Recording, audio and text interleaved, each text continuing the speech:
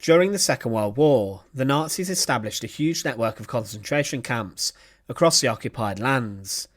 Inside of these camps, the true evils of the Third Reich occurred, with millions being sent to their deaths. Concentration camps varied in their sizes. Auschwitz was the largest and saw the biggest death toll. But there were camps that were a lot smaller than that. When the Germans invaded new lands, they sought to deal with the civilian population brutally, and one way of doing this was instilling a reign of fear. This occurred inside of what today is the Czech Republic, and through organisations such as the Gestapo, they struck fear into the population. One town inside of this, Terezin, a large prison was established where brutality occurred. The small fortress was a Gestapo prison, and inside here there were many who were executed, and it was overseen by the Commandant SS Hauptsturmführer Heinrich Jockel. However, he eventually met his end at the gallows. So join us today to look at the justified execution of Heinrich Jockel, and remember to support our channel. Please make sure to subscribe. Heinrich Jockel was born on the 10th of July 1898 in Offenbach am Main. It's assumed that he had a normal upbringing and schooling, and after he left school in 1913, he worked as a farm labourer. He was mobilised for service within the German army during World War I, and then as the conflict came to an end, he returned to work in the fields. After the First World War, like so many who turned to extreme politics to deal with the problems that Germany faced, Jockel joined the Nazi Party. Hyperinflation and other issues caused the Weimar Republic to crumble, and people turned to Hitler's Nazi Party. Jockel joined the party in 1931 and was member number 763,122. He later joined the SS in 1933 after Hitler seized power and control. His role inside the SS is disputed, but he must have been highly rated, as he had risen to the position of an Untersturmführer in November 1935. He was then promoted again to an Obersturmführer, and then he became a Hauptsturmführer in November 1938. It's believed that he was involved in the concentration camp system and gained some degree of experience from this. As the Second World War broke out, he was kept away from the front lines in terms of combat fighting, and within the SS he was involved in establishing labour camps. The Nazi occupation of Czechoslovakia began with the annexation of the Sudetenland in 1938, and then continued a year later with the invasion of Czech lands and the establishment of the Protectorate of Bohemia and Moravia, which incorporated all parts of former Czechoslovakia. The Nazis set up huge scores of camps and detainment centres across the occupied lands, and in February 1939, Jockel was sent to the Sudetenland as a commander of an Orpo detachment. Under his control, they set up 2 different labour camps, and it's assumed that this was successful as he gained more high-profile work. In autumn 1939, Jockel had been established as a camp commandant of a concentration camp. This was part of a number of different camps inside of the Sudetenland, but it belonged to a larger network including camps inside of Poland and Silesia. The specific camp that Jockel oversaw was found in a former sugar refinery and was seen as a labour reformatory by the Germans. These camps were built for slave labour, and they had permanent German staff, as well as forced workers who had been captured as the Germans took more territory. Jockel must have been noticed by his SS superiors, as after his job as the commandant of this small camp, he was transferred to work in a Gestapo prison, the small fortress of Theresienstadt, in June 1940.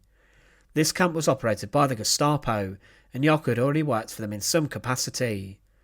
The small fortress operated long before it became a Nazi work camp, known as Terezin, and even the assassin Gavrilo Princip, who shot Franz Ferdinand, the gunshot that started World War I, was imprisoned and died here from TB. In the early days of the camp's establishment, mostly Czech prisoners were kept here.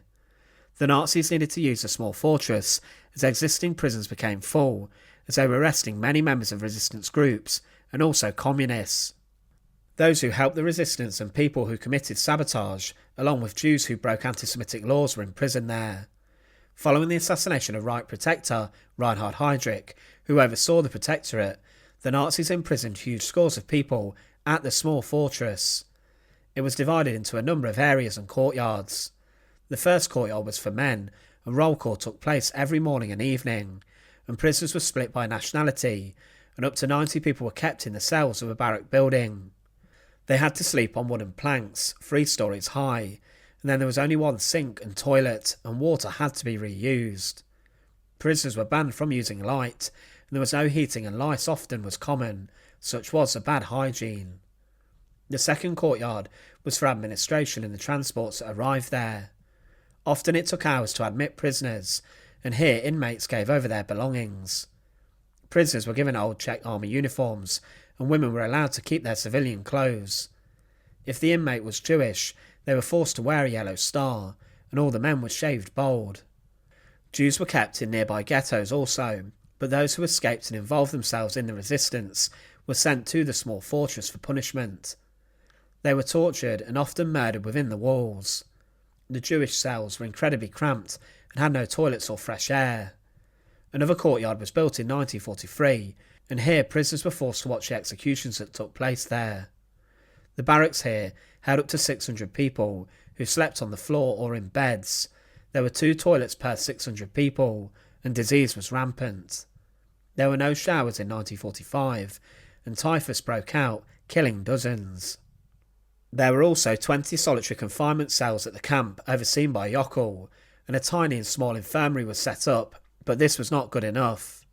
Jewish and Russian prisoners were not allowed to receive any medical treatment, and this instruction came straight from Heinrich Jockel, the camp's commandant.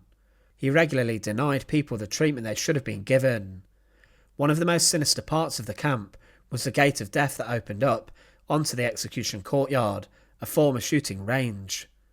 Executions were common at Terezin, but only a few prisoners were hanged, and most were shot. It's believed that up to 300 were executed there, then after they were killed, their bodies were thrown in a mass grave.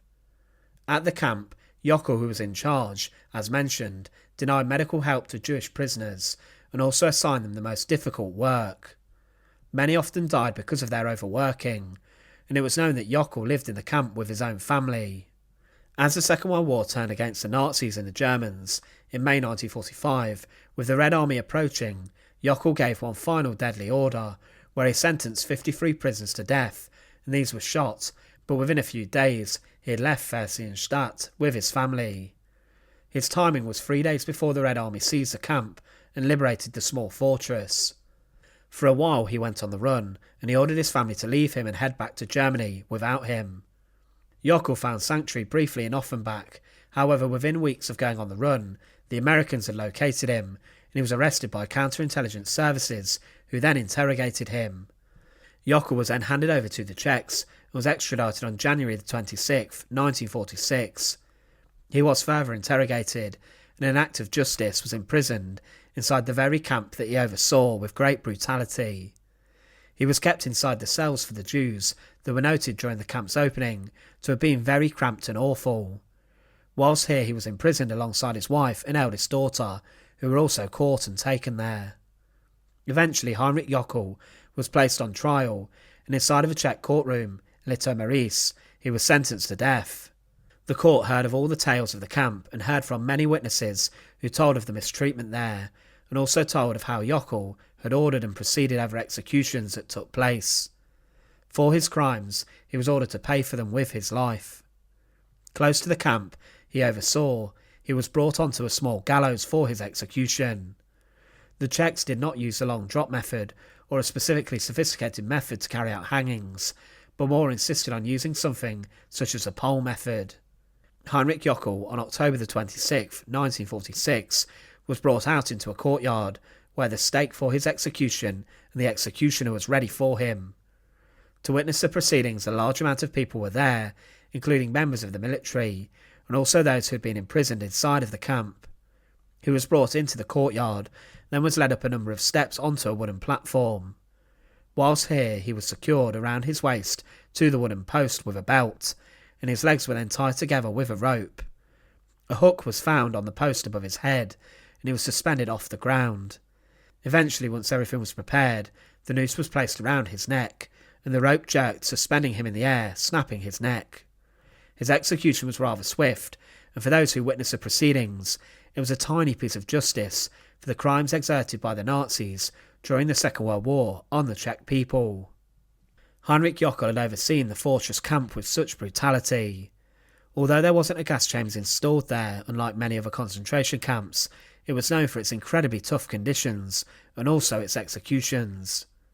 Jockel, like so many, oversaw a huge number of deaths inside concentration camps and contributed to the horrific crimes of the Second World War that the Nazis committed.